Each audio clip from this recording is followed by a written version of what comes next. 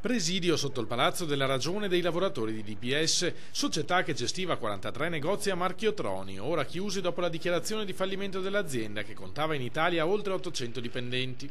I lavoratori coinvolti nella procedura in Veneto sono 75 famiglie che ad oggi sono senza la possibilità di andare a lavorare, senza la possibilità di percepire lo stipendio soprattutto. Da Zero Branco ad Albignasego e Conselve sono quindi partite le procedure di licenziamento al termine di un lungo calvario che aveva già sfiancato i lavoratori.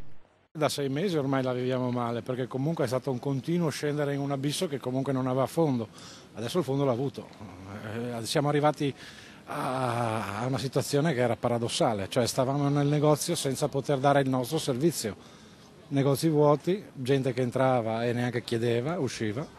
A determinare il fallimento, spiegano dal sindacato, la crisi generale del settore dell'elettronica di consumo a causa dell'aumento del commercio online e di scelte aziendali poco lungimiranti.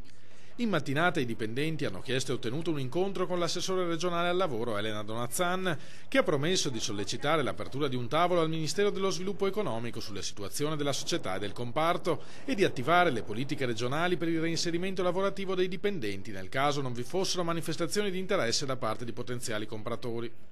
Noi speriamo che la politica si faccia carico e si faccia portavoce delle esigenze in questo momento fortissime dei lavoratori di essere ascoltati, di essere supportati e che la voce del Veneto arrivi fino a Roma e il Ministero ci dia ascolto e ci dia una mano a risolvere e a uscire da questa situazione di assoluta incertezza.